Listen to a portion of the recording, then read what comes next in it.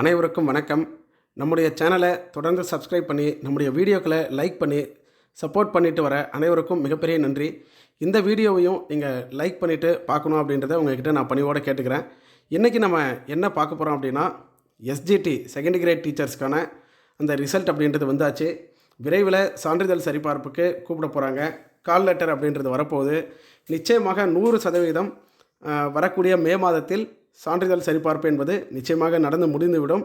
இதில் உங்களுக்கு எந்த சந்தேகமும் வேண்டாம். நான் ஏற்கனவே சொல்லியிருந்த மாதிரி ஸ்கூல் லீவ் டைமாக இருக்கனால இந்த வாய்ப்பை பயன்படுத்தி டிஆர்பி கட்டாயம் சான்றிதழ் சரிபார்ப்பு முடிக்கிறதுக்கு முயற்சி பண்ணுவாங்க. ஏன்னா புது கல்வியாண்டில் நிச்சயமாக உங்களுக்கு எல்லாருக்குமே பணி வாய்ப்பு வழங்கப்பட இருக்குது அப்படின்றத நான் மகிழ்ச்சியோடு தெரிவிச்சுக்கிறேன். இப்போ நம்ம என்ன பார்க்க போகிறோம் அப்படின்னா, இந்த சான்றிதழ் சரிபார்ப்புக்கு எப்படி நமக்கு அறிவிப்பு வரும், எங்கே அந்த அறிவிப்பை நம்ம பார்க்கணும், கால் லெட்டர் எப்படி வரும், அது எப்படி இருக்கும், என்னென்ன சர்டிஃபிகேட்ஸ் நம்ம தயார்படுத்தணும், அதில் என்னென்ன மிஸ்டேக்ஸ் நம்ம பண்ணுவோம், அந்த மிஸ்டேக்ஸை எப்படி அவாய்ட் பண்ணலாம், எல்லா விஷயங்களையும் A to Z நம்ம பார்க்க போகிறோம். இந்த வீடியோ கொஞ்சம் லென்த்தாக போகிறதுக்கான வாய்ப்பு இருக்குது. இந்த வீடியோவை நீங்கள் முழுமையாக பார்க்கும்போது தான் உங்களுக்கு எல்லா விஷயங்களும் தெளிவாக புரியும். ஏன்னா நிறைய பேர் சர்டிஃபிகேட் வெரிஃபிகேஷன் அப்போ போயிட்டு தவறு பண்ணிவிட்டு அவங்க பேர் செலெக்ஷன் லிஸ்ட்டில் இடம்பெறும். ஆனால் அவங்க பேரில் பார்த்திங்கன்னா பக்கத்தில் வித் ஹெல்ட் அப்படின்னு இருக்கும், அதாவது நிறுத்தி வைக்கப்படுகிறது அப்படின்னு இருக்கும். அதை சரி பண்ணுறதுக்கு பல்வேறு இடங்களுக்கு அலைவாங்க. அதையெல்லாம் தவிர்க்கிறதுக்கு நம்ம என்ன பண்ணணும்னா, சர்டிஃபிகேட் வெரிஃபிகேஷன் போகும்போதே எல்லா விவரங்களையும் சரியான முறையில் நம்ம தயார்படுத்திக்கிட்டு எல்லா சர்டிஃபிகேட்டையும் கரெக்டாக எடுத்துகிட்டு போகும்போது இந்த வித் ஹெல்ட் அந்த மாதிரி பிரச்சனை நமக்கு வராது. அதை சரி பண்ணலாம் அப்படின்னாலும் கூட அது கடுமையான மன உளைச்சலை ஏற்படுத்தக்கூடியது அப்படின்றதுனால அதை தவிர்க்கிறதுக்காக நம்ம சரியான முறையில் கொண்டு போகிறது அவசியம். ஸோ இப்போ நம்ம இந்த சர்டிஃபிகேட் வெரிஃபிகேஷனுக்கு எப்படி தயாராகிறது எல்லாத்தையும் நம்ம டீட்டெயிலாக பார்க்கலாம். இந்த வீடியோவை முழுமையாக பாருங்கள், அதுதான் நான் உங்ககிட்ட கேட்டுக்கிறேன். சரிங்களா?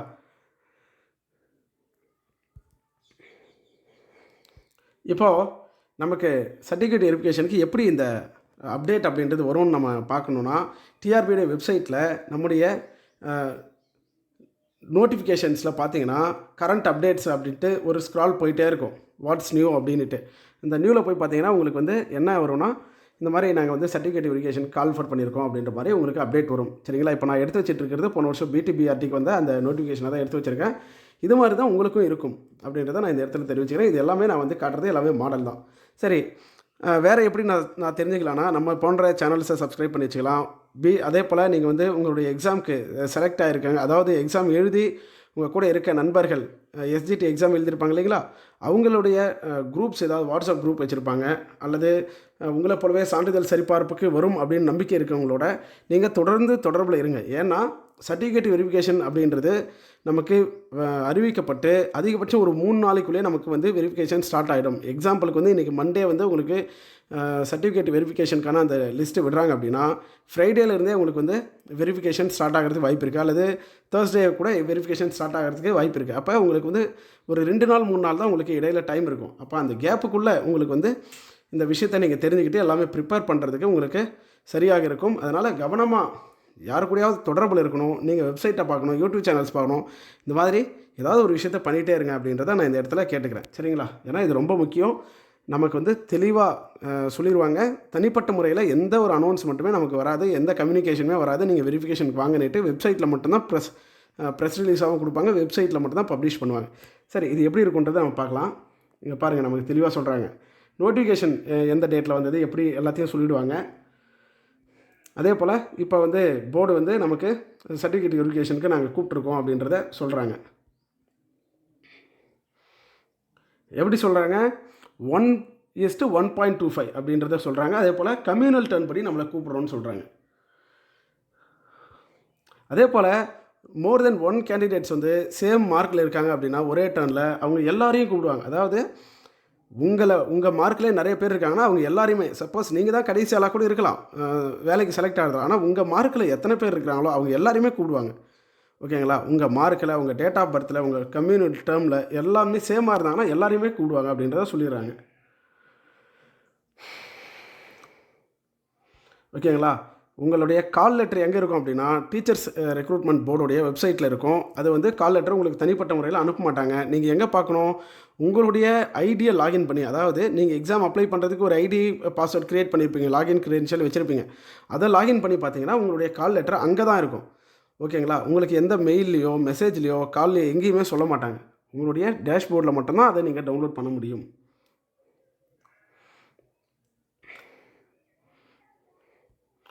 ஓகேங்களா? தெளிவாக சொல்லிட்டாங்க பாருங்கள்.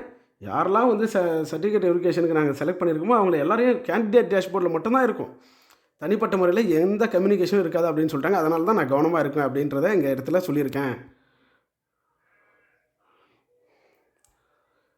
ஓகேங்களா?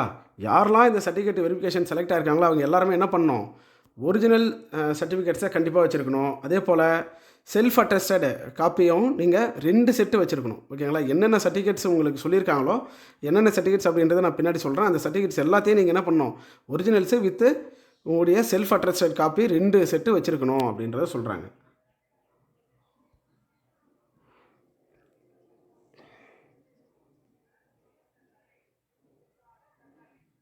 அதே போல் உங்களுக்கு என்ன சொல்லுவாங்கன்னா, பயோடேட்டா ஃபார்மோ ஐடென்டிஃபிகேஷன் ஃபார்மும் கொடுப்பாங்க.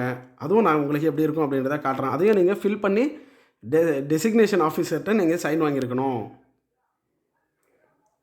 அதாவது நீங்கள் சர்டிஃபிகேட் வெரிஃபிகேஷன் நீங்கள் போகலன்னா கட்டாயமாக உங்கள் பேர் உங்களை வந்து எந்த வகையிலும் செலெக்ஷனுக்கு எடுத்துக்க மாட்டாங்க. கட்டாயம் நீங்கள் சர்டிஃபிகேட் வெரிஃபிகேஷன் அப்பேர் ஆனால் மட்டும்தான் உங்கள் சர்டிஃபிகேட் உங்களை வந்து செலெக்ஷன் லிஸ்ட்டில் எடுத்துப்பாங்க.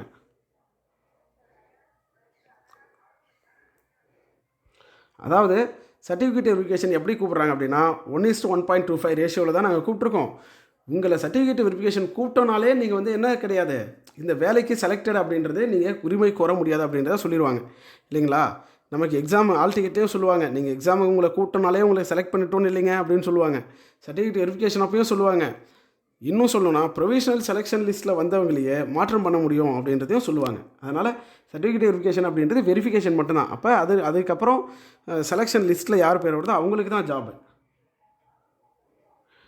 ஓகேங்களா? உங்களுக்கு வந்து எந்த இடத்துல சர்டிஃபிகேட் வெரிஃபிகேஷன் நடக்கப்போகுது, எந்த டேட்டில் நடக்கப்போகுது எல்லாமே உங்களுக்கு கால் லெட்டரில் இருக்கும் அப்படின்றத சொல்லியிருக்காங்க. சரிங்களா? அதே போல் இந்த விவரங்களை எல்லாம் பார்த்து வச்சுக்கோங்க. இப்போ கடைசியாக நம்ம எங்கே வந்திருக்கோம் அப்படின்னா, நமக்கு வந்து பார்த்திங்கன்னா பயோடேட்டா ஃபார்மும் அதே போல் ஐடென்டிஃபிகேஷன் ஃபார்மும் நமக்கு இங்கே கொடுத்துருவாங்க. இதெல்லாம் நம்ம என்ன பண்ணணும், டவுன்லோட் பண்ணிக்கணும். இதெல்லாம் வந்து பார்த்திங்கன்னா ஒரு காமனான ஒரு ஃபார்ம் தான், பயோடேட்டா ஃபார்மும் ஐடென்டிஃபிகேஷன் ஃபார்மும். அந்த ஃபார்ம் எப்படி இருக்கும் அப்படின்றத நான் பிறகு ஓப்பன் பண்ணி காட்டுறேன். இந்த ஃபார்மை வந்து நம்ம என்ன பண்ணோம், கட்டாயமாக பிரிண்ட் எடுத்து நம்ம வந்து ஃபில் பண்ணி வச்சுக்கணும்.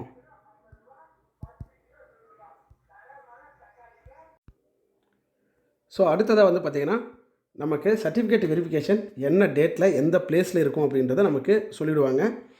அதையும் இங்கே போட்டிருப்பாங்க. பட் உங்கள் கால் லெட்டர்லேயும் அது இருக்கும். இங்கே வந்து நம்ம வந்து சப்ஜெக்ட் வைஸ்லாம் உங்களுக்கு காட்ட மாட்டாங்க. பட்டு உங்களுக்கு வந்து என்ன பிளேஸில் என்னென்ன டேட்டில் இருக்கும் அப்படின்றத சொல்லிவிடுவாங்க. இது வந்து சென்னையிலே இருக்குமா அல்லது உங்களுக்கு ஜோனல் வைஸ் இருக்குமா? ஏன்னா வந்து எஸ்ஜிடிக்கு வந்து சப்ஜெக்ட் வைஸ் கிடையாது. அப்போ ரேங்க்கு அதாவது மார்க் வைஸ் தான் கூடுவாங்க. மார்க்கு ப்ளஸ் கம்யூனிட்டி டேர்ம் அதுபடி தான் கூடுவாங்கன்றனால உங்களுக்கு வந்து சென்னையிலே பல்வேறு சென்டர் போட்டு நடத்துவாங்களா அல்லது ஒவ்வொரு ஜோனல் வைஸாக நமக்கு போடுவாங்களான்றதை நமக்கு அங்கே வரும்போது தெரியும் இல்லைங்களா? அப்போ இந்த மாதிரி பிளேஸ் எந்த இடத்துல நடக்கும், என்ன டேட்டில் அப்படின்றதெல்லாம் நமக்கு சொல்லிவிடுவாங்க. ஓகே, இப்போ நம்ம வந்து இந்த ஐடென்டிஃபிகேஷன் ஃபார்ம் அதே போல் பயோடேட்டா ஃபார்ம் எப்படி இருக்கும் அப்படின்றத நம்ம வந்து பார்த்துப்போம். வணக்கம் நண்பர்களே. இப்போ இந்த பயோடேட்டா ஃபார்ம் அப்படின்றது நம்ம எப்படி இருக்கும் அப்படின்றத பார்க்குறோம். இது வந்து நீங்கள் இப்போதைக்கு ஃபில் பண்ணாதீங்க. நமக்கு சர்டிஃபிகேட் வெரிஃபிகேஷனுக்கான லிஸ்ட்டு வந்ததுக்கப்புறம் நம்முடைய கால் லெட்டரை நம்ம எடுத்துக்கிட்டு அதே போல் நம்முடைய எல்லா சர்டிஃபிகேட்ஸையும் நம்ம கையில் வச்சுக்கிட்டு நம்முடைய அப்ளிகேஷன் நம்ம ஃபில் பண்ணியிருப்போம் இல்லையா, எக்ஸாம் அப்ளிகேஷன், அதையும் நம்ம வந்து பிரிண்ட் அவுட் எடுத்து வச்சுக்கிட்டு தான் இதை நம்ம ஃபில் பண்ணணும். நிறைய பேர் யோசிப்பீங்க, சார் என்கிட்ட வந்து அப்ளிகேஷன்லாம் இல்லையா சார், நான் என்ன பண்ணுறது அப்படின்னா, உங்களுடைய ஐடி லாகின் பண்ணி நீங்கள் வந்து உங்களுடைய டேஷ்போர்டில் பாருங்கள். டிஆர்பி உங்களுடைய ஐடி பாஸ்வேர்டு போட்டு அந்த இடத்துல உங்களுக்கு அப்ளிகேஷன் காட்டலைன்னா நீங்கள் கவலைப்படாதீங்க. உங்களுக்கு கால் லெட்டர் வந்து ரிலீஸ் பண்ணும்போது உங்களுடைய அப்ளிகேஷனையும் வந்து ஓப்பன் பண்ணுவாங்க. ஏன்னா பிடிபிஆர்டிக்கும் அப்ளிகேஷன் வந்து ஹிடனாக தான் இருந்தது. பட் நமக்கு வந்து கால் லெட்டர் ஓப்பன் பண்ணும்போது இந்த அப்ளிகேஷனை ஓப்பன் பண்ணிவிட்டாங்க. ஏன்னா அதில் இருக்க டீட்டெயில்ஸையும் இதையும் கம்பேர் பண்ணி நம்ம கரெக்டாக ஃபில் பண்ணணும். இந்த பயோடேட்டா ஃபார்ம் அப்படின்றது நம்மளுடைய டீட்டெயில்ஸ் மொத்தமாக இருக்கும். இதில் பாருங்கள், உங்களுடைய பேர், உங்களுடைய கம்யூனிட்டி, அப்பா பேர், அம்மா பேர், அட்ரஸ்ஸு எல்லாமே இருக்கும். ஓகேங்களா? எல்லா விவரங்களையும் நீங்கள் இதில் கொடுக்குற மாதிரி இருக்கும். அதே போல் வந்து பார்த்திங்கன்னா உங்களுடைய எஜுகேஷன் டீட்டெயில்ஸு 10th 12th உங்களுடைய நீங்கள் வந்து டிப்ளமோ இன் எஜுகேஷன் படிச்சிருப்பீங்க, அது எல்லாத்தையுமே இதில் வந்து நீங்கள் டெட்டு பாஸ் பண்ணது எப்போது எல்லாத்தையுமே பிஎஸ்டிஎம் டீட்டெயில்ஸ் எல்லாத்தையுமே இங்கே வந்து நீங்கள் ஃபில் பண்ண வேண்டியிருக்கும். ஓகேங்களா? தெளிவாக இதை வந்து ஃபில் பண்ணணும். இது வந்து நான் உங்களுக்கு மாடலுக்காக தான் காட்டுறேன். எல்லாத்தையுமே இப்போதைக்கு நீங்கள் ஃபில் பண்ணாதீங்க, சும்மா பார்த்து வச்சுங்க இப்படி தான் இருக்குன்றதுக்காக. ஸோ நீங்கள் ப்ரிப்பேர்டாக இருக்கணுன்றதுக்காக தான். ஓகேங்களா? அதே போல்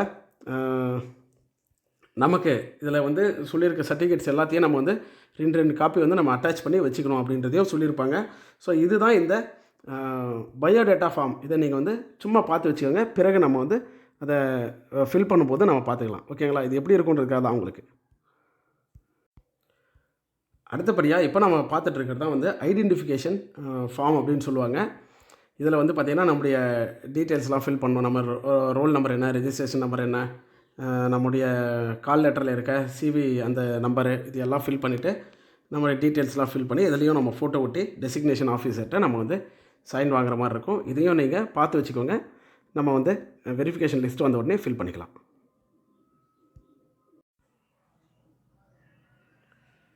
இப்போ நம்ம பார்த்துட்டு இருக்கிறது தான் கால் லெட்டர். ஸோ உங்களுடைய கால் லெட்டரும் இப்படி தான் இருக்கும். கவனமாக பார்த்துங்க. இந்த கால் லெட்டர் அப்படின்றது ரொம்ப ரொம்ப முக்கியம். ஏன்னா நீங்கள் சர்டிஃபிகேட் வெரிஃபிகேஷன் போகும்போது ஃபஸ்ட்டாக நீங்கள் வைக்க போகிறது இந்த கால் லெட்டர் தான். இந்த கால் லெட்டர் கீழே தான் உங்களுடைய எல்லா டாக்குமெண்ட்ஸையும் நீங்கள் வந்து வைப்பீங்க. அதனால் இதை கவனமாக பார்த்து வச்சுங்க. இதில் என்னென்ன இருக்குது அப்படின்றத பார்த்துங்க. அவங்களுடைய நேமு, அவங்களுடைய அது ரெஜிஸ்ட்ரேஷன் நம்பரு, என்ன டேர்ன் அடிப்படையில், என்ன சப்ஜெக்ட்டு, எல்லாமே கொடுத்துருக்காங்க பாருங்கள். அதே போல் அவங்களுடைய ரோல் நம்பரு, எந்த இடத்துல அவங்களுக்கு சிவி நடக்க போகுது, அந்த சிவி போர்டு நம்பரு, அதுக்கான அந்த ஹால் நம்பர் எல்லாத்தையுமே கொடுத்துட்டாங்க இல்லைங்களா? இதை மட்டும் இருந்தால் போதும். நீங்கள் இந்த அவங்க சொல்லியிருக்க இடத்துக்கு போனீங்கன்னா போர்டில் போட்டிருப்பாங்க இந்த ஹால் இந்த இடத்துல இருக்குது அப்படின்ட்டு. இந்த கால் லெட்டரை வச்சு நீங்கள் வெரிஃபை பண்ணிக்கலாம். இப்போ நம்ம எக்ஸாம் போனால் நம்மளுடைய சீட் எங்கே இருக்குது அப்படின்ட்டு நம்ம ஒரு போர்டில் போய் பார்க்குறோம் இல்லைங்களா? அந்த மாதிரி இந்த கால் லெட்டரை வச்சு பார்த்தீங்கன்னா இது எல்லாமே உங்களுக்கு தெளிவாக இருக்கும். அப்போ இந்த கால் லெட்டரை இந்த விஷயங்களெல்லாம் மென்ஷன் பண்ணி கொடுப்பாங்க. ஓகேங்களா? அடுத்ததே இதை வந்து தெளிவாக சொல்லியிருக்கிறாங்க.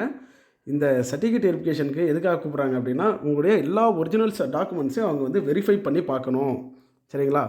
எல்லா ஒரிஜினல் டாக்குமெண்ட்டையும் வெரிஃபை பண்ணி அதில் ஏதாவது மிஸ்டேக் இருக்கா, நீங்கள் அப்ளிகேஷனில் கொடுத்ததெல்லாம் கரெக்டாக இருக்கா அப்படின்றத செக் பண்ணுறதுக்காக தான் கூப்பிட்றாங்க. அடுத்தது முக்கியமான ஒரு விஷயத்தை சொல்கிறாங்க. 1:1.25 அப்படின்ற ரேஷியோவில் கூப்பிட்றோம். நாங்கள் ஒரு போஸ்ட்டு அப்படின்னா, அதாவது நாங்கள் 4 போஸ்ட் நாங்கள் ஃபில் பண்ண போகிறோன்னா 5 பேரை நாங்கள் கூப்பிட்றோம். அப்போ இந்த வெரிஃபிகேஷன் அப்படின்றது உங்களுடைய சர்டிஃபிகேட்ஸுடைய டாக்குமெண்ட்டுடைய ஒரிஜினல் எல்லாமே கரெக்டாக இருக்கான்னு செக் பண்ணுறதுக்கு தானே தவிர, இதில் சொல்லிட்டாலே இந்த வெரிஃபிகேஷன் கூப்பிட்டாலே நீங்கள் வந்து உங்களுக்கு வேலை கன்ஃபார்ம் அப்படின்றது கிடையாதுன்றதை அவங்க வந்து ஒரு என்ன கொடுத்துட்றாங்க அப்படின்னா, ஒரு டிஸ்க்ளைமர் மாதிரி கொடுத்துட்றாங்க. ஓகேங்களா? அதனால் வந்து நீங்கள் எதுவும் தப்பாக எடுத்துக்க வேண்டியதில்லை. இது வந்து ஒரு சேஃப்டி பர்பஸ்க்காக டிஆர்பி கொடுக்குறது. ஓகேங்களா? அடுத்தது வந்து முக்கியமான விஷயத்த சொல்கிறாங்க. நீங்கள் கட்டாயமாக நேரில் வந்து தான் அந்த டாக்குமெண்ட்ஸ் எல்லாம் வெரிஃபை பண்ணணும். சப்போஸ் நீங்கள் ஆப்சண்ட் ஆகிட்டிங்கன்னா உங்களால் இந்த சர்டிஃபிகேட் வெரிஃபிகேஷனுக்கு நீங்கள் வரலன்னா நீங்கள் ஜாப்க்கான அந்த உரிமையை கோர முடியாது. எனக்கு தெரியாது, எனக்கு வந்து கம்யூனிகேஷன் வரலை, எனக்கு மெசேஜ் வரல, ஃபோன் வரலன்னா நம்ம சொல்லக்கூடாது அப்படின்றத தெளிவாக சொல்லிட்டாங்க. அதே போல் எல்லா சர்டிஃபிகேட்ஸையும் original with 2 copy self attested ஜெராக்ஸோடு நீங்கள் கொண்டு போகணும் அப்படின்றத தெளிவாக சொல்லியிருக்காங்க பாருங்கள். ஒரிஜினல்ஸ் கட்டாயம் இருக்கணும். அதே போல் எல்லா சர்டிஃபிகேட்ஸுடைய ஜெராக்ஸும் 2 காப்பி 2 செட்டு நமக்கு வந்து செல்ஃப் அட்ரஸ்டடு பண்ணி நம்ம கொண்டு போகணும். யார்ட்டையும் கையெழுத்து வாங்க வேண்டியதில்லை இந்த சர்டிஃபிகேட்ஸில் டாக்குமெண்ட்ஸில் மட்டும். மற்றபடி நீங்கள் வந்து ஐடென்டிஃபிகேஷன் ஃபார்ம்லேயும் பயோடேட்டா ஃபார்ம்லேயும் கண்டிப்பாக கையெழுத்து வாங்க வேண்டியிருக்கும். ஓகேங்களா?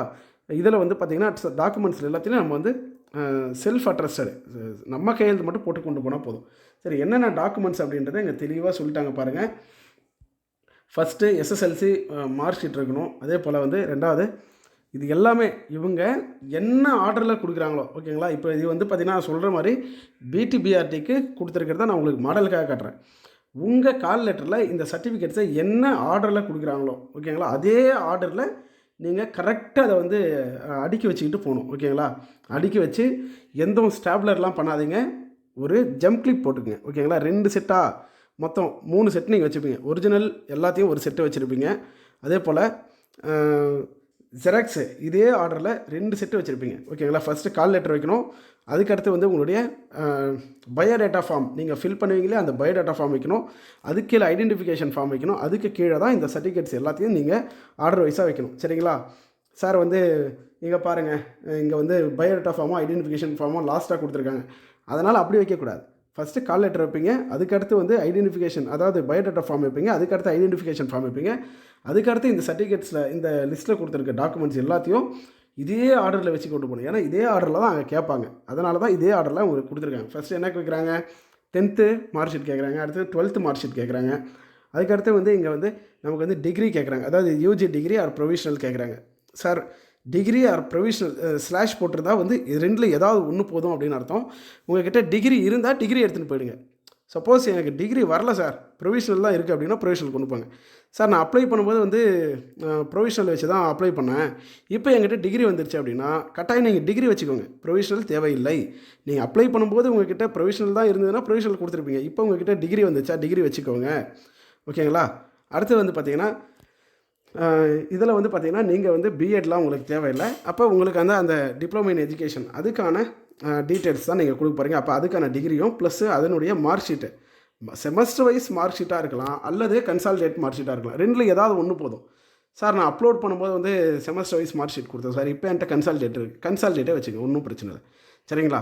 நீங்கள் அப்ளை பண்ணும்போது தப்பாக கொடுத்துருந்தாலும் இப்போ நீங்கள் கரெக்டான விஷயங்களை கொடுத்துக்கலாம். சார் நான் அப்ளை பண்ணும்போது நிறைய விஷயம் தப்பாக பண்ணிட்டேன் சார், அப்லோட் பண்ணும்போது மாற்றி பண்ணிட்டேன் சார், தப்பே இல்லை, இப்போ எல்லாத்தையும் கரெக்டாக கொண்டு போய்ட்டுங்க, உங்களை எதுவுமே சொல்ல மாட்டாங்க. ஓகேங்களா? அப்போ 10th முடிஞ்சிருச்சு, 12th முடிஞ்சிருச்சு, உங்களுடைய டிப்ளமோ இன் எஜுகேஷன் முடிஞ்சிருச்சு, அதுக்கப்புறம் இந்த பிஎட்லாம் விட்டுருங்க. அதுக்கடுத்து வந்து பார்த்திங்கன்னா உங்களுடைய டெட்டு சர்டிஃபிகேட் கண்டிப்பாக வேணும். டெட்டு சர்டிஃபிகேட் நான் எப்படி சார் எடுக்கிறது, டெட் சர்டிஃபிகேட் என்கிட்ட வந்து ஆன்லைனில் எடுத்து தான் இருக்குது அப்படின்னா அதுவே போதும். ஆன்லைனில் எடுத்தது உங்கள்கிட்ட கலர் பிரிண்ட் இருக்கா, கலர் பிரிண்ட் இருந்தால் கலர் பிரிண்ட்டை வச்சுக்கோங்க, அதுதான் ஒரிஜினல் டெட் சர்டிஃபிகேட்டாக உங்களுக்கே எடுத்துப்பாங்க, எந்த பிரச்சனையும் இல்லை. அதுக்கடுத்து உங்களுக்கு வந்து என்ன கேட்பாங்க அப்படின்னா ஈக்குவலன்ட் சர்டிஃபிகேட் ஏதாவது வச்சுருக்கீங்களா அப்படின்னு கேட்பாங்க. ஈக்குவலன்ட் சர்டிஃபிகேட்னா எல்லாருக்குமே அது தேவைப்படாது, சிலருக்கு மட்டும் தான் தேவைப்பட்டிருக்கும். ஸோ உங்களுடைய நீங்கள் படித்த இடத்துல ஏதாவது ஈக்குவலன்ட் உங்களுக்கு தேவையாக இருந்தால் நீங்கள் வந்து பார்த்திங்கன்னா அதை வாங்கி வச்சுக்கலாம். பட் அது எல்லாருக்குமே தேவைப்படாது, அதை அவங்க சொல்லுவாங்க. சரிங்களா? அப்போ ஈக்குவலன்ட் அப்படின்றது உங்களுக்கு தேவைப்பட்டால் மட்டும் நீங்கள் வாங்கிக்கோங்க. ஓகே, இப்போ வந்து நமக்கு டெட் சர்டிஃபிகேட் முடிஞ்சிருச்சு, ஈக்குவலன்ட் முடிஞ்சிருச்சு. அதுக்கப்புறம் Tamil medium certificate. Tamil medium certificate வந்து நீங்கள் 1ஆம் வகுப்பு முதல், எங்கேருந்து 1ஆம் வகுப்பு முதல் நீங்கள் படிச்சிருக்க அந்த டிடிஎட் டிப்ளமோ இன் எஜுகேஷன் வரைக்கும் நீங்கள் வந்து என்ன பண்ணியிருக்கணும்னா தமிழ் மீடியம்லேயே படிச்சிருக்கணும். ஓகேங்களா? என்ன குவாலிஃபிகேஷன் சொல்கிறாங்களோ அது வரைக்கும் நீங்கள் வந்து தமிழ் மீடியம்லேயே படிச்சிருந்தால் மட்டும்தான் நீங்கள் வந்து இதுக்கு வந்து அப்ளிகபிள். ஓகேங்களா? தமிழ் மீடியம் சர்டிஃபிகேட்டை நீங்கள் யூஸ் பண்ணணும். சார் நான் 12th வரைக்கும் தமிழ் மீடியம் தான் சார் படித்தேன், இந்த டீச்சர் ட்ரைனிங் மட்டும் நான் இங்கிலீஷ் மீடியம் படித்தேன் சார், அப்போ நீங்கள் இந்த தமிழ் மீடியமுக்கு எலிஜிபிள் கிடையாது. நீங்கள் வந்து பயோடேட்டா ஃபார்ம் ஃபில் பண்ணும்போதே தமிழ் மீடியம் வந்து எஸ்ஆர் நோ கேட்பாங்க, நோ கொடுத்துட்டிங்கன்னா போதும், தமிழ் மீடியம் சர்டிஃபிகேட் நீங்கள் அட்டாச் பண்ணவே வேண்டாம். ஓகேங்களா? டீச்சர் ட்ரைனிங் வரைக்கும் நீங்கள் தமிழ் மீடியம்லேயே படிச்சிருந்தால் மட்டும்தான் இந்த தமிழ் மீடியம் சர்டிஃபிகேட்டை நீங்கள் வைக்கணும். சப்போஸ் நான் தமிழ் மீடியம் சர்டிஃபிகேட் வச்சுருக்கேன் சார், நான் எப்படி கொண்டு போகணுன்னா 1 to நீங்கள் படிச்சிருக்க குவாலிஃபிகேஷன் வரைக்கும் கரெக்டாக வச்சுக்கோங்க. அதில் வந்து ஏதாவது மிஸ்டேக் இருக்கா அப்படின்றத நீங்கள் கரெக்ட் பண்ணிக்கோங்க. ஏன்னா நிறைய பேர் வந்து பார்த்திங்கன்னா சர்டிஃபிகேட் வாங்கும்போது மிஸ்டேக் பண்ணி தான் கொடுக்குறாங்க. ஏன்னா அவங்களுக்கு ப்ராப்பராக எப்படி கொடுக்கணும்னு தெரியறதில்ல. அதனால் இப்போ வந்து பார்த்திங்கன்னா நீங்கள் காலேஜில் போயிட்டு சர்டிஃபிகேட் வாங்கும்பொழுது கரெக்டாக அதை தமிழ் இங்கிலீஷ் ரெண்டுலேயுமே ஃபில் பண்ணியிருக்கான்னு பார்த்துங்க. ப்ராப்பரான ஃபார்மேட்டில் நீங்கள் ஃபில் பண்ணியிருக்கீங்களா அப்படின்றத கன்ஃபார்ம் பண்ணிக்கோங்க. ஓகேங்களா? உங்களுடைய நேமு ஸ்பெல்லிங் மிஸ்டேக் இல்லாமல் இருக்கா அப்படின்றத பார்த்துக்கோங்க. சீல் வந்து சீல் அண்ட் சிக்னேச்சர் கரெக்டாக இருக்கான்னு பார்த்துங்க. அதாவது உங்களுடைய இன்ஸ்டியூட் சீலும் இருக்கணும், அதே போல் உங்களுக்கு யார் சைன் பண்ணி கொடுக்குறாங்களோ அவங்களுடைய டெசிக்னேஷன், அவங்களுடைய என்ன பதவியில் இருக்காங்க அப்படின்றது அந்த சீலும் இருக்கணும். சரிங்களா? அந்த சர்டிஃபிகேட்லேயே கொடுத்துருப்பாங்க, யாரெல்லாம் அந்த தமிழ் மீடியம் சர்டிஃபிகேட்டில் கையெழுத்து போடலாம் அப்படின்றத கொடுத்துருப்பாங்க, அவங்களுடைய சைன் தான் இருக்கணும். சரிங்களா? யாரோ ஒருத்தருடைய சைன்லாம் இருக்கக்கூடாது, கரெக்டாக அவங்களுடைய சீல் இருக்கணும். சப்போஸ் இதில் ஏதாவது மிஸ்டேக் இருக்குது சார், நான் என்ன பண்ணுறது? ஒன்றும் பிரச்சனை இல்லை, இப்போ நீங்கள் கரெக்டாக வாங்கிடுங்க, உங்களுடைய எல்லா சர்டிஃபிகேட்டும் எடுத்து பாருங்கள்.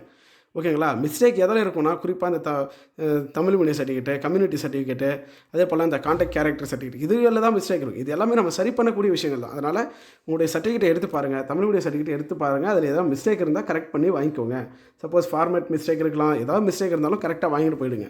அதுக்கப்புறமா டைம் கொடுப்பாங்க, ஆனால் அது வந்து நமக்கு தேவையில்லாத அலைச்சலை ஏற்படுத்தும், மன உளைச்சலை ஏற்படுத்தும். அதனால் கரெக்டாக வாங்கி எடுத்துகிட்டு போயிடுங்க.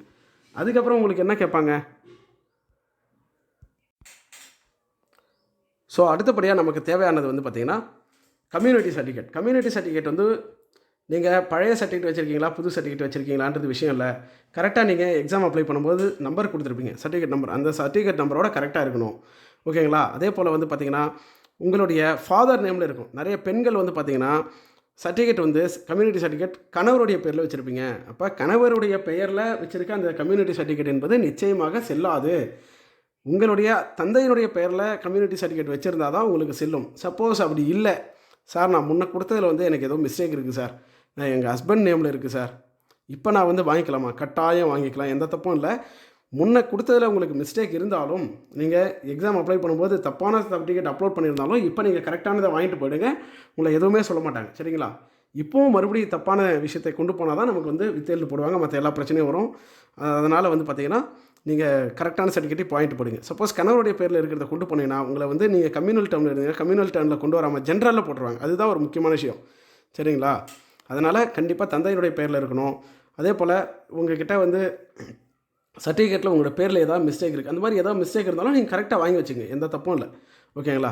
அதே போல் வந்து பார்த்திங்கன்னா அடுத்து டிசேபிலிட்டி சர்டிஃபிகேட் வந்து உங்களுக்கு அந்த அந்த ப்ரையாரிட்டியில் நீங்கள் வரீங்கன்னா அதுக்கான சர்டிஃபிகேட்ஸ் நீங்கள் ப்ராப்பராக யார்கிட்ட சைன் வாங்கியிருக்கணுமோ அவங்ககிட்ட வாங்கி அந்த அந்த புக்கை நீங்கள் வந்து வச்சுக்கோங்க. அடுத்தது வந்து பார்த்திங்கன்னா உங்களுக்கு வந்து நோ அப்ஜெக்ஷன் சர்டிஃபிகேட் அப்படின்னு கேட்பாங்க. நோ அப்ஜெக்ஷன் சர்டிஃபிகேட் யாருக்கு தேவை? ஏற்கனவே நீங்கள் கவர்மெண்ட் சர்வீஸில் இருக்கீங்க அப்படின்னா அவங்க வந்து அவங்களுடைய மேலதிகாரிக்கிட்ட நீங்கள் நோ அப்ஜெக்ஷன் சர்டிஃபிகேட்டை நீங்கள் வாங்கி வச்சுக்கணும். அடுத்தது வந்து பார்த்திங்கன்னா முக்கியமானது நமக்கு வந்து கான்டாக்ட் சர்டிஃபிகேட் அப்படின்னு கேட்பாங்க. கான்டாக்ட் சர்டிஃபிகேட் எங்கே? நம்ம கடைசியாக படித்த ஹெட் ஆஃப் தி அந்த இன்ஸ்டியூட்டில் வாங்கணும். கரெக்டுங்களா? கடைசியாக படித்த ஹெட் ஆஃப் தி இன்ஸ்டியூட்டில் நீங்கள் வாங்கணும்.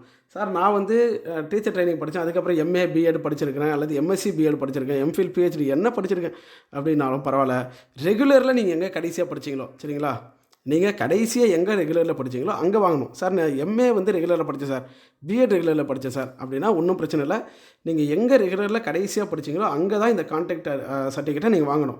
சப்போஸ் உங்களுடைய கடைசியாக படித்த டிசியை எடுத்து பாருங்கள், ரெகுலரில் படித்த டிசியை எடுத்து பார்த்தீங்கன்னா கான்டாக்ட் அண்ட் கேரக்டர் அப்படின்னு போட்டு குட் அப்படின்ற மாதிரி போட்டிருந்தா அதுவே போதுமானது. தனியாக நீங்கள் ஒரு கான்டாக்ட் சர்டிஃபிகேட் வாங்க வேண்டியதில்லை. உங்களுடைய டிசி எடுத்து பாருங்கள், ரெகுலரில் படித்த டிசியை, அதில் கான்டாக்ட் அண்ட் கேரக்டர் அப்படின்னு போட்டு குட் அப்படின்னு இருந்தாவே போதும். நீங்கள் தனியாக கான்டாக்ட் சர்டிஃபிகேட்டு உங்களுடைய லாஸ்ட் ஸ்டடி இன்ஸ்டியூட்டில் வாங்க வேண்டியது இல்லை. அடுத்தது லேட்டஸ்ட்டு கான்டாக்ட் சர்டிஃபிகேட்டு ஒன்று கேட்பாங்க. அது என்ன அப்படின்னா, நீங்கள் எக்ஸாம் அப்ளை பண்ணுறதுக்கு முன்னாடி கேரக்டர் சர்டிஃபிகேட் அப்படின்னு ஒன்று வாங்கியிருப்பீங்க. அதில் வந்து பார்த்திங்கன்னா உங்களுக்கு எல்லாமே கொடுத்துருப்பாங்க, கரெக்டாக ஃபில் பண்ணியிருக்கீங்களா பார்த்துக்குங்க. உங்களுடைய நேமு, உங்களுடைய அட்ரஸ், உங்கள் ஃபாதர் நேமு, அதே போல் உங்களை எவ்வளோ நாள் தெரியுன்றப்ப 2 வருஷம் தெரிஞ்சிருக்கணும். இது எல்லாமே கரெக்டாக போட்டு அப்போவே வாங்கி வச்சுருந்தீங்கன்னா ஓகே, அதே சர்டிஃபிகேட் போதும். நீங்கள் எக்ஸாமுக்கு அப்ளை பண்ணும்போது ஒரு கேரக்டர் சர்டிஃபிகேட் வாங்கியிருப்பீங்க. சரிங்க, கான்டாக்ட் சர்டிஃபிகேட் இருக்குது, அது ஒன்றும் பிரச்சனை இல்லை. கான்டாக்ட் சர்டிஃபிகேட்னாலும் கேரக்டர் சர்டிஃபிகேட்னாலும் எல்லாம் ஒன்று தான். அதில் கேரக்டர் சர்டிஃபிகேட்னு இருந்தாலும் பிரச்சனை இல்லை, கான்டாக்ட் சர்டிஃபிகேட்னு இருந்தாலும் பிரச்சனை இல்லை. நீங்கள் எக்ஸாம் அப்போ வாங்கினதே போதுமானது. சார் நான் எக்ஸாம் எழுதி ரொம்ப நாள் ஆயிடுச்சிங்க சார், எனக்கு இப்போ டவுட்டாக இருக்குது, இப்போ வேறு ஒன்று வாங்கிக்கிட்டுமா அப்படின்னா நீங்கள் தேவைப்பட்டால் வாங்கி வச்சுக்கலாம். பட் இதுவே போதுமானது தான். ஆனால் நான் நிச்சயமாக எனக்கு ஒரு டவுட் இருக்குது சார், நான் ஒரு குழப்பத்தோடய எதுக்காக போகணும், நான் ஒன்று வாங்கிக்கிறேன் சார் அப்படின்னா நீங்கள் வாங்கி வச்சுக்கலாம். புதுசையும் காட்டலாம், பழசையும் காட்டலாம், எல்லாமே காட்டலாம்.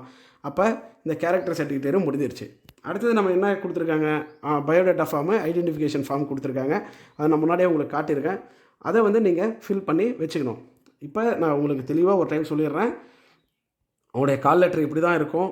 அதில் வந்து பார்த்திங்கன்னா என்னென்ன சர்டிஃபிகேட்ஸ் அப்படின்றது நமக்கு சொல்லியிருக்காங்க. 10th சர்டிஃபிகேட்டு, 12th சர்டிஃபிகேட்டு, அதுக்கப்புறம் உங்களுடைய டிகிரி, அதுக்கப்புறம் ப்ரொவிஷனல் அல்லது டிகிரி, அதுக்கப்புறம் வந்து உங்களுக்கு ஒரு உங்களுடைய மார்க் ஷீட் அல்லது கன்சால்டேட் வச்சுருக்கணும். அதுக்கப்புறம் வந்து பார்த்திங்கன்னா பிஎட்லாம் நமக்கு தேவையில்லை. அதுக்கப்புறம் டெட் சர்டிஃபிகேட் நமக்கு வச்சுருக்கணும், தமிழ் மீடியம் சர்டிஃபிகேட் வச்சுருக்கணும், கம்யூனிட்டி சர்டிஃபிகேட் வச்சுருக்கணும், ஈக்குவலன்ட் சர்டிஃபிகேட் வச்சுருந்தீங்கன்னா அதையும் வச்சுக்கோங்க. டிசபிலிட்டி அது தேவைப்பட்டால் உங்களுக்கு இருந்தால் வச்சுக்கோங்க. என்ஓசி வச்சுக்கோங்க. அதுக்கு அடுத்தது நம்ம என்ன பண்ணணும், இந்த லேட்டஸ்ட்டு கான்டாக்ட் சர்டிஃபிகேட்டையும் அதே போல் உங்கள் லாஸ்ட்டாக படித்த ஹெட் ஆஃப் தி டிபார்ட்மெண்ட்டில் வாங்கின சர்டிஃபிகேட்டையும் நீங்கள் வச்சுங்க. கான்டாக்ட் சர்டிஃபிகேட், அதே போல் உங்களுடைய பயோடேட்டா ஃபார்மு, ஐடென்டிஃபிகேஷன் ஃபார்மையும் கொடுப்பாங்க, அதையும் வச்சுங்க. இப்போ ஃபஸ்ட்டு கால் லெட்ரு, பிறகு வந்து பார்த்திங்கன்னா உங்களுடைய பயோடேட்டா ஃபார்மு, அதுக்கப்புறம் ஐடென்டிஃபிகேஷன் ஃபார்மு, அதே போல் இந்த சர்டிஃபிகேட் எல்லாமே இதே ஆர்டரில் நீங்கள் அடுக்கி வச்சுக்கணும். ஓகேங்களா? இது மாதிரி பண்ணிக்கிட்டால் போதுமானது. அதுக்கப்புறம் முக்கியமானது, நீங்கள் வந்து இது எல்லாத்தையும் ஸ்டேப்லர் பண்ணக்கூடாது, எதையுமே ஸ்டேப்லர் பண்ணாமல் வச்சுக்கணும். அதே போல் ஜம்ப் கிளிப் போட்டு வச்சுங்க. ஏன்னா நீங்கள் பாட்டுக்கு எடுக்கும்போது அங்கங்கே பறந்து விழக்கூடாது. அங்கே வெரிஃபிகேஷன் பண்ணுற இடத்துல ஒரு 2-3 பேர் இருப்பாங்க. 2 பேர், ஒருத்தர் வந்து உங்களுடைய ஒரிஜினல்ஸை வந்து வெரிஃபை பண்ணுவார், ஒருத்தர் ஜெராக்ஸை வெரிஃபை பண்ணுவார், இன்னொருத்தர் வந்து பார்த்திங்கன்னா உங்களுடைய ஃபார்ம் ஃபில் பண்ணுவாங்க. நீங்கள் ஒரு ஃபார்ம் ஃபில் பண்ணி வச்சுருப்பீங்க, சரிங்களா? நீங்கள் இந்த பயோடேட்டா ஃபார்ம் ஃபில் பண்ணி வச்சுருப்பீங்க, அங்கே ஒரு ஃபார்ம் வச்சுருப்பாங்க. அவங்க அந்த ஃபார்மில் உங்களுடைய டீட்டெயில்ஸ்லாம் என்டர் பண்ணணும். அதில் முக்கியமான ஒரு விஷயம், நிறைய பேர் வந்து பார்த்திங்கன்னா ஜென்ரல் பிஎட், அதாவது ஜென்ரல் டீச்சர் ட்ரைனிங் படிச்சுட்டு என்ன பண்ணுறாங்கன்னா, நான் வந்து ஸ்பெஷல் பிஎட் படிச்சிருக்கேன், ஸ்பெஷல் டீச்சர் ட்ரைனிங் படிச்சிருக்கேன் அப்படின்னு அப்ளிகேஷனில் கொடுத்துட்றாங்க. சப்போஸ் நீங்கள் அதை படிக்காமல் அப்படி கொடுத்துருந்தீங்கன்னா அந்த இடத்துல அந்த வெரிஃபிகேஷன் பண்ணுற இடத்துல கண்டிப்பாக கேட்பாங்க. நீங்கள் ஸ்பெஷல் பிஎட் ஸ்பெஷல் டிடிஎட் அப்படின்னு கொடுத்துருந்தீங்கன்னா அந்த இடத்துல கட்டாயம் கேட்பாங்க, அந்த சர்டிஃபிகேட் கொடுங்க அப்படின்னு கேட்பாங்க. சப்போஸ் அந்த சர்டிஃபிகேட் இல்லாமல் நீங்கள் ஜென்ரல் பிஎட் தான் படிச்சிருக்கீங்க, ஜென்ரல் டிடிஎட் தான் படிச்சிருக்கீங்க அப்படின்னா அதை வந்து உங்களை கண்டிப்பாக எடுத்துக்கவே மாட்டாங்க. உங்களை வந்து கண்டிப்பாக ரிஜெக்ட் பண்ணுறதுக்கான வாய்ப்பு இருக்குது. ஏன்னா பிடிபிஆர்டியில் நிச்சயமாக அவங்கள வந்து ரிஜெக்ட் பண்ணாங்க. அவங்கள வந்து இன்எலிஜிபிள் போட்டு வெளியே அனுப்பிட்டாங்க. அதனால் கவனமாக நம்ம வந்து ஒவ்வொரு விஷயத்தையும் பண்ணணும். நீங்கள் ஸ்பெஷல் பிஎட் ஸ்பெஷல் எஜுகேஷன் அப்படின்ற மாதிரி ஏதாவது ஸ்பெஷல் டீச்சர் ட்ரைனிங் படிச்சிருக்கிற மாதிரி கொடுத்துருந்தீங்கன்னா அதுக்கான சர்டிஃபிகேட் கரெக்டாக கொண்டுப்பாங்க. ஏன்னா அதை வந்து அவங்க கரெக்டாக நோட் பண்ணி கேட்பாங்க அப்படின்றத இந்த இடத்துல தெரிவிச்சுக்கிறேன். ஸோ இது தவிர நம்ம வந்து பார்த்திங்கன்னா ஃபோட்டோ எல்லாமே வந்து பார்த்திங்கன்னா ஒரு 20 ஃபோட்டோ வரைக்கும் நீங்கள் எடுத்து வச்சுங்க. உங்களுக்கு அப்ளிகேஷனில் அப்லோட் பண்ண ஃபோட்டோவாக இருக்கலாம். அப்படி இல்லைனா எனக்கு வேறு ஃபோட்டோ தான் சார் இருக்குது, அந்த ஃபோட்டோ இல்லை அப்படின்னா 20 ஃபோட்டோ வரைக்கும் நீங்கள் வந்து எடுத்து வச்சுக்கோங்க ரெடியாக. அதே போல் இந்த ஜெராக்ஸ் எல்லாத்தையும் நீங்கள் என்ன பண்ணுங்கன்னா ஒரு 5லேருந்து 7 செட்டு வரைக்கும் நீங்கள் எடுத்து வச்சுங்க. ஏன்னா இப்போவே 2 செட்டு கொடுக்க பாருங்க. அதுக்கப்புறம் வந்து பார்த்திங்கன்னா கவுன்சிலிங் இருக்குது, ஸ்கூலில் கொடுக்கணும், சிஓ ஆஃபீஸில் டிஓ ஆஃபீஸில் எல்லா இடத்துலையும் நீங்கள் கொடுக்க வேண்டியிருக்கும். அதனால் இந்த சர்டிஃபிகேட்ஸ் எல்லாத்தையும் எடுத்து வச்சுங்க. அதே போல் முக்கியமாக இந்த கால் லெட்டரை கவனமாக எடுத்து வச்சுக்கோங்க. ஏன்னா நிறைய பேர் வந்து பார்த்திங்கன்னா கால் லெட்டர் வந்து உங்களுக்கு மறுபடியும் தனியாலாம் கொடுக்க மாட்டாங்க. நிறைய பேர் என்ன பண்ணுறாங்க, பிரிண்ட் எடுக்கும்போது 2 செட்டு கால் லெட்டர் பிரிண்ட் எடுக்கிறாங்க. கூட ஒரு 2-3 கால் லெட்டர் பிரிண்ட் எடுக்கிறதால நமக்கு எதுவும் குறைஞ்சிட மாட்டோம். அதனால் கால் லெட்டரை 2-3 பிரிண்ட் எடுத்து வச்சுக்கோங்க எக்ஸ்ட்ரா. ஏன்னா 2 செட்டு எடுத்து என்ன பண்ணுறாங்க, அவங்க 2 செட்டையும் அங்கே வெரிஃபிகேஷன் போகும்போது 2 செட்டையும் கொடுத்துட்றாங்க. கொடுத்துட்டு அதுக்கப்புறம் என்ன பண்ணுறாங்கன்னா, சார் எனக்கு கால் லெட்டர் பிரச்சனையாக இருக்குது சார், கால் லெட்டர் என்கிட்ட இல்லை, என்னை வந்து ஏதாவது நான் கவுன்சிலிங் போகும்போது ரிஜெக்ட் பண்ணுறாங்களா அப்படின்லாம் கேட்பாங்க. அதனால் அந்த கவலை உங்களுக்கு வராமல் இருக்கணும்னா கால் லெட்டர் எடுக்கும்போதே ஒரு 5 செட்டு எடுத்து வச்சுங்க சார். 5 செட்டு கால் லெட்டர் எடுத்து வச்சுங்க. ஏன்னா கவுன்சிலிங் போகும்போது உங்கள்கிட்ட கண்டிப்பாக இந்த சர்டிஃபிகேட் வெரிஃபிகேஷன் போகும்போது கேட்டால் அந்த கால் லெட்டர் கேட்பாங்க. அதனால் கவனமாக எடுத்து வச்சுங்க அப்படின்றத இந்த இடத்துல நான் தெரிவிச்சுக்கிறேன். ஸோ இது வரைக்கும் நான் இந்த சர்டிஃபிகேட் வெரிஃபிகேஷனுக்கு எப்படி தயாராகிறதுன்றதை எனக்கு தெரிஞ்ச அளவில் நான் முழுமையாக சொல்லியிருக்கேன். நான் போன வருஷம் பிடிபிஆர்டி கவுன்சிலிங் அதாவது சர்டிஃபிகேட் வெரிஃபிகேஷன் அட்டன் பண்ணி செலக்ட் ஆகிருக்கேன் அப்படின்ற முறையில் இதுதான் என்னுடைய அனுபவங்கள். நான் பார்த்த விஷயங்கள் இப்படி தான் இருக்கும். அதனால் இதுக்கெல்லாம் நீங்கள் தயாராகிக்கோங்க. விரைவிலே வெரிஃபிகேஷன் வரப்போகுது. அதில் எல்லோரும் நீங்கள் செலக்ட் ஆக என்னுடைய மனமார்ந்த வாழ்த்துக்கள். ஸோ சர்டிஃபிகேட் வெரிஃபிகேஷன் வந்த உடனே அது தொடர்பான விஷயங்களை நான் வந்து நம்ம சேனலில் பகிர்றேன். இந்த வீடியோ உங்களுக்கு பிடிச்சிருந்தால் தயவுசெய்து லைக் பண்ணுங்கள். ஏன்னா நம்ம சேனலில் வரக்கூடிய அந்த எஃபர்ட்டை நீங்கள் பார்த்து அதை சப்போர்ட் பண்ண நினச்சிங்கன்னா தயவுசெய்து லைக் பண்ணிவிட்டு உங்கள் நண்பர்கள் உறவினர்களுக்கு இந்த வீடியோவை ஷேர் பண்ணுங்கள். நன்றி. மற்றொரு பயனுள்ள வீடியோவில் சந்திப்போம்.